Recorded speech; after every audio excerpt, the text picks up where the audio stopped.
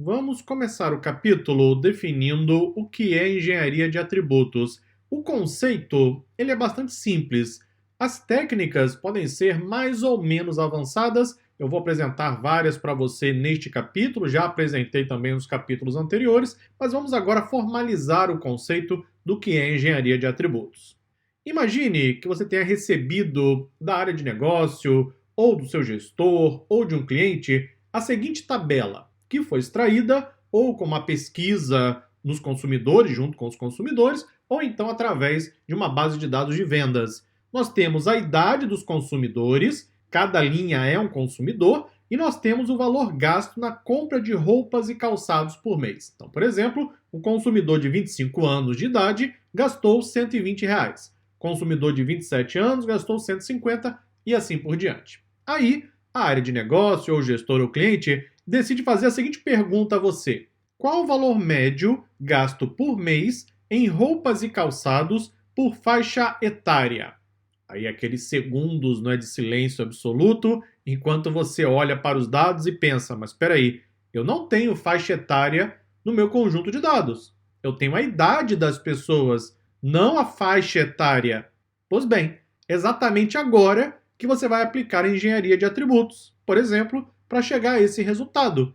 Veja que eu agrupei os dois primeiros consumidores. Vou retornar aqui para o item anterior. Veja que eu tenho consumidor de 25 e 27 anos, certo?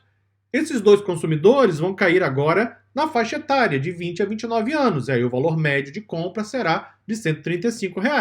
Depois eu tenho as demais faixas etárias com os respectivos valores. Se eu só tenho um cliente, é claro que nesse caso não há como calcular a média, só tenho um único valor, mas eu poderia ter vários clientes, não é, em cada faixa etária e então ir calculando a média. Isso é engenharia de atributos. Eu não vou complicar o que é fácil, ok? Esse é o conceito. Você vai criar novas variáveis a partir dos dados que estão presentes no seu conjunto de dados original.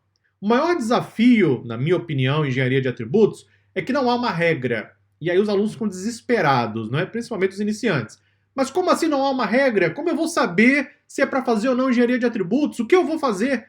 Aí somente com a prática, com o dia a dia, trabalhando em projetos e percebendo a necessidade de criar novas variáveis conforme o problema de negócio que você tem em mãos. Não é obrigatório fazer engenharia de atributos. Você vai fazer se for necessário para você responder a pergunta de negócio, para você eventualmente analisar os dados por uma outra perspectiva. A engenharia de atributos é muito comum em machine learning, porque nós criamos novas variáveis para facilitar a construção de um modelo preditivo e assim por diante. Não há uma regra única do tipo binário, não é 0 ou 1, faça isso ou aquilo. Não. Você sempre vai ter que analisar o problema, analisar os dados e então avaliar e decidir se é necessário ou não trabalhar com engenharia de atributos. Uma outra coisa importante, nesse exemplo que eu trouxe, eu criei uma nova variável, não é? Eu também poderia fazer algo inverso. Eu poderia pegar duas, três variáveis e concatenar em uma única variável. Isso também é engenharia de atributos, porque eu tenho três variáveis no conjunto de dados, três colunas, não é, na minha tabela, e eu agrupo em uma nova coluna. Não estou criando uma nova coluna? Então é engenharia de atributos. Eu posso criar novas colunas aplicando métodos estatísticos, aplicando apenas formatação nos dados, convertendo os dados, agrupando, criando variáveis categóricas e muitas outras possibilidades.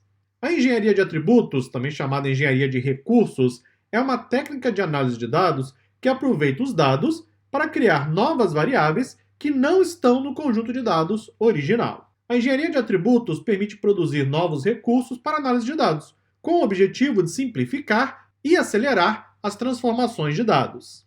A engenharia de atributos permite compreender os dados por diferentes perspectivas. Algumas pessoas acham que a engenharia de atributos tem que ser feita somente em machine learning. Esse é um grande equívoco, não é? Normalmente eu faço engenharia de atributos quando eu crio um modelo preditivo. Mas a engenharia de atributos é, na verdade, uma técnica de análise de dados. Você pode criar novas variáveis para poder facilitar a criação de um gráfico, para poder analisar os dados por diferentes perspectivas, para poder olhar para os dados por um ângulo diferente daquilo previamente definido e assim por diante.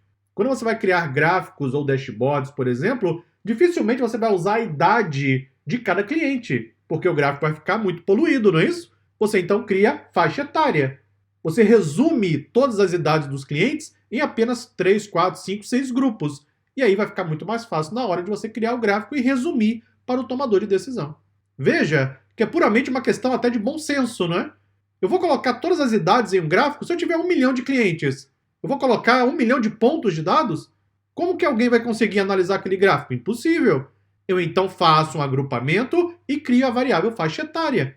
Pronto, eu converti 1 milhão de pontos de dados para apenas 5, 6 grupos. Agora fica bem mais fácil resumir e apresentar o tomador de decisão. Só que raramente alguém vai dizer para você que é para fazer a engenharia de atributos, ok? Lembre-se, o tomador de decisão não sabe o que é isso, não é trabalho dele saber. Você tem que interpretar o problema de negócio e, a partir daí, aplicar o seu conhecimento e definir se você deve ou não usar engenharia de atributos. O que eu estou fazendo aqui com você é trazendo o maior número possível de exemplos a cada projeto, a cada capítulo. Já continuamos na próxima aula. Até lá!